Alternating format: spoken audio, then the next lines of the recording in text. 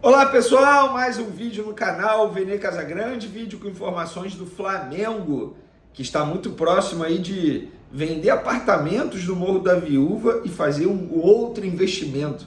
O que será esse investimento? Nós vamos contar no vídeo de agora. E por falar em investimento, o Flamengo já gastou mais de 270 milhões de reais com jogadores que foram do Fluminense.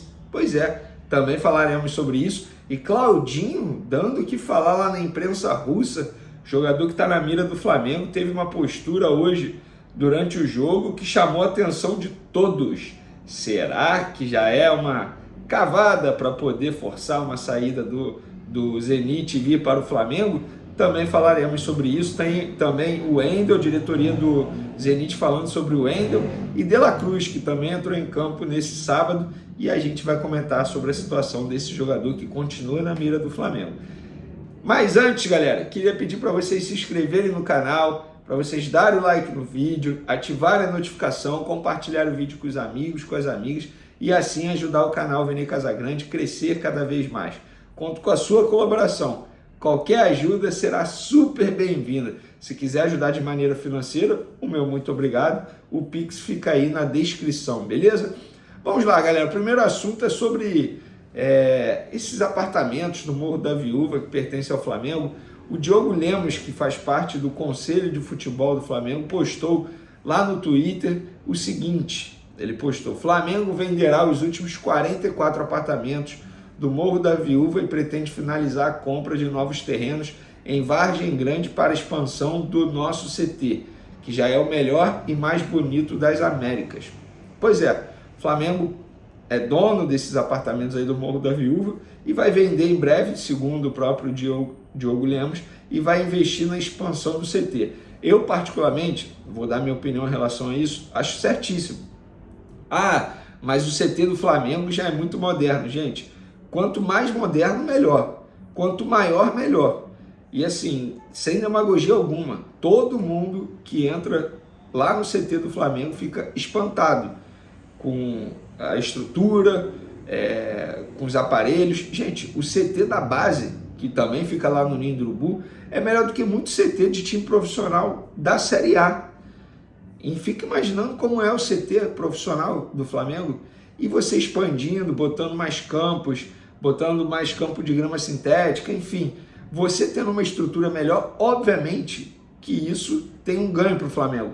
Não um ganho só no dia a dia, é um ganho de você fazer uma contratação de um jogador experiente, é um jogador da Europa, isso nunca é demais. Você qualificar a sua estrutura nunca é demais. Óbvio que é importante qualificar o elenco, mas você qualificar também pontos importantes fora das quatro linhas ajudam. Isso ajuda ao time vencer dentro das quatro linhas. Tanto é que todo mundo mesmo, todo jogador que chega da Europa, Felipe Luiz recentemente, Rafinha, todos os jogadores que chegam da Europa ficam espantados com o CT do Flamengo, que de fato deve ser o melhor aí do futebol sul-americano. Se não for o melhor, é um dos melhores, com certeza deve estar no top 5 aí. E agora, segundo o dirigente Diogo Lemos, a diretoria vai investir na expansão do CT. Que bom. Bola dentro da diretoria do Flamengo em relação a isso aí. Por falar em diretoria, o Flamengo, investimentos em jogadores que já passaram pelo Fluminense. Uma matéria que o GE.com subiu. Com o Alan, investimento do Flamengo em ex-tricolores sobe para 275 milhões. Vamos recordar aqui quanto que foi cada jogador? Gerson, 90,6 milhões de reais. Pedro, 88,2 milhões de reais. Alan, 44,2 milhões de reais. E Ayrton Lucas, 39,6 milhões de reais.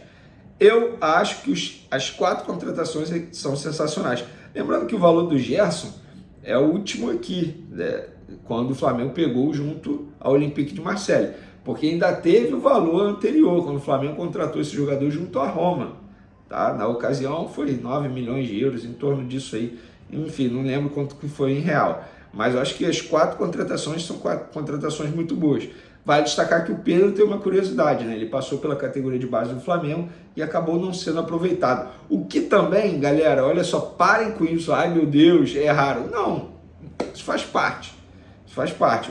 Assim como na época a diretoria acertou em vários jogadores, no Pedro, não fizeram uma avaliação bacana, beleza. Ele se destacou no Fluminense, enfim, depois veio parar aqui no Flamengo. Mas fato é que são jogadores extremamente importantes. O Alan, cara, ele teve uma passagem muito boa em 2019 pelo Fluminense. Tem até uma foto dele aqui marcando o Vitinho, rapaz. Pois é, depois ele foi contratado pelo Atlético Mineiro a pedido do São Paulo e agora ele é contratado pelo Flamengo a pedido também do São Paulo. Galera, vamos lá, dando continuidade aqui às informações. Claudinho, hoje o Zenit entrou em campo, jogo importante, final de alguma taça lá da Rússia, enfim, contra o CSKA. Tá? O jogo foi para a penalidade máxima, o Claudinho ele foi substituído durante o jogo e ele não gostou nem um pouco, saiu resmungando, reclamando com o treinador, ele nem sequer ficou no banco de reservas, foi direto para o vestiário, revoltado. A cena chamou a atenção de todos, não só da imprensa brasileira, carioca, obviamente que os flamenguistas nas redes sociais chamaram a atenção para isso, mas também a imprensa russa ficou espantada com a atitude do jogador, que não é de ter essa atitude. E de fato não é, o Claudinho é um cara super tranquilo. E muita gente já imaginando ali, beleza, ele tá cavando, tá forçando uma saída. Gente, na boa, ele pode fazer o que ele quiser. Se o Zenit não topar vender, não vende. Óbvio que o fato do Claudinho ter aceitado a proposta do Flamengo, isso ajuda muito. E o Claudinho, pelo que eu sei, nos bastidores, já fez mais força para vir para o Flamengo do que o próprio De La Cruz, que é um outro jogador que já deu ok também para a proposta do Flamengo, mas não se movimentou como a diretoria do Flamengo imaginava que ele fosse se movimentar junto à diretoria do River Plate. O próprio De La Cruz também entrou em campo hoje. Cara, eu vou ser sincero, o De La Cruz joga muita bola, é assustador. E para quem não sabe, o River Plate não quer vender, cobra o valor da multa rescisória, 16 milhões de dólares, cerca de 80 milhões de reais, e à vista, algo que o Flamengo não pretende fazer. Então, aí o Claudinho, voltando ao Claudinho, depois do jogo, que o Zenit conquistou a taça, enfim, ele foi questionado lá dentro do campo por um jornalista local, e aí, tá feliz? Ele pergunta para ele, vai ficar aqui no Zenit? Ele, tem mais 4 anos de contrato, tá óbvio que ele não ia chegar ali e dizer, não, eu quero ir pro Flamengo, ele não ia fazer isso, jamais, pelo amor de Deus, né, gente? Mas, enfim, foi até uma cena curiosa, que ele ficou todo sem graça respondeu em inglês, mas o Claudinho, novamente, é uma negociação, repito, é uma negociação extremamente difícil. O Flamengo continua tentando, insistindo, através da paciência, como já fez em várias outras operações, em vários outros negócios para poder fazer contratações. O Flamengo continua tentando. No caso de La Cruz, o único movimento que o Flamengo continua fazendo é Marcos Braz conversando com o jogador, ponto. Em relação à negociação, proposta para empresário, não teve mais nada disso mesmo. Já Claudinho, não. Proposta firme, os empresários estão lá. E eu já disse aqui para vocês que a diretoria pensa viajar para a Rússia para conversar olho no olho com o Zenit.